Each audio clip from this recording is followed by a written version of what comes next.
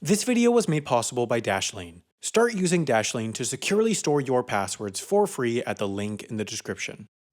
This is an island and this is an island. One's big, one's little, both are Diomede, so here's Big Diomede and here's Little Diomede. That's logic. Both islands are here, smack dab in the middle of the Bering Strait, 25 miles from both Russia and the US. For non-Americans, that's 4 million centimeters. Two lines run between these islands, the US-Russia border and the international date line. That means that not only are these two islands 2 miles apart in two different countries, but also that they are 21 hours apart in time. When it's noon on a Thursday in the American Little Diomede, it's 9 AM on a Friday on Big Diomede. The name of the islands originates from ancient Greek, where it roughly translates to Zeus planned, but I'm not sure how much he did putting his island here because Russia already has a god. Zeus may know how to throw lightning bolts, but Putin knows how to use Facebook advertising.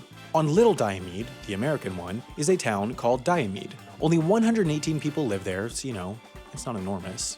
This is the extent of the town. It's smaller than the entire state of Kansas. They've got a post office and general store, but there's no restaurant, no hotel, no phone service, no internet. In fact, the only way they can communicate with the outside world is by satellite phone. Diomede is not the westernmost town in the US. That title goes to a DAC in the Aleutian Islands, but it is the closest to Russia. Not only is Diomede 2 miles from the Russian Big Diomede and 25 miles from the Russian mainland, it's also almost exactly as far from Diomede to Moscow as it is to DC. Now, the Bering Strait has loads of sea ice, is very cold, and the weather's terrible, so getting to the island via boat usually isn't an option. It often looks like this. You could take a plane, but planes often have trouble landing on very, very steep cliffs, and the only flat-ish spot to put a runway would be here, but there are no roads on the island, so there's no way to get from here to here. Except walking, but this is America. We don't walk.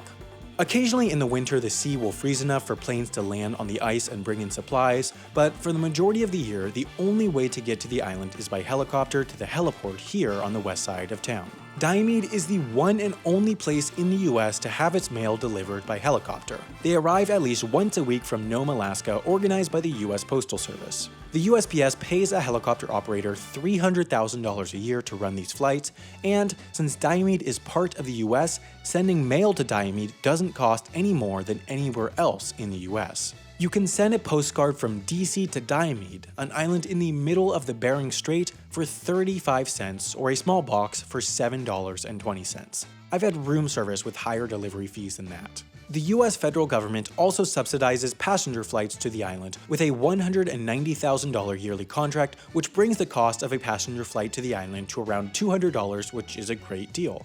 Now, I know what you're thinking. $500,000 in subsidies for an island of 135 people equals almost $4,000 per person, which is a lot. But I will counter that by saying that the US federal government spent $45,000 promoting pumpkin donuts as a healthy eating choice. I think they can afford to pay for some helicopters to keep this town existent.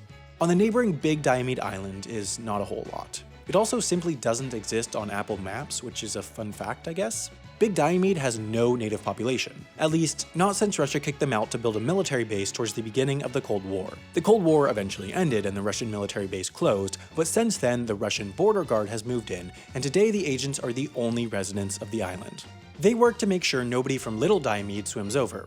But seriously, it's been done and they actively stop people from crossing over. Before the Cold War though, the indigenous just lived across the two islands with little regard for national borders. When the military base moved in and the residents of Big Diomede were moved to the Russian mainland, families were split, and nowadays, there's really no way to legally get from Little Diomede to this region of Russia. Every once in a while though, there's talk of building a bridge or tunnel from Alaska to Russia across the Bering Strait. It'd be incredibly expensive, so it's unlikely it would ever happen, but if it does, the Diomede Islands would quite literally become highway rest stops. Diomede was also the name of a hero in Greek mythology who eventually became the king of Argos, the city, not the British retailer. But at the British retailer, you could buy this, a computer with which you could surf the net and sign up for websites. But if you don't already use Dashlane, you probably forget those passwords from time to time. A secure password looks like this, not this, but unless you're a robot, you probably can't remember this, but Dashlane is a robot, so it can. Dashlane centralizes your passwords using a patented encryption technique, then autofills them when you log into websites on your device. They even have iOS and Android apps, but best of all, it's free. Plus, you'll get a 30-day free trial of their premium service by signing up at the link in the description. On top of that, if you decide to upgrade to premium, you can use the code YouTube2018 to get 10% off.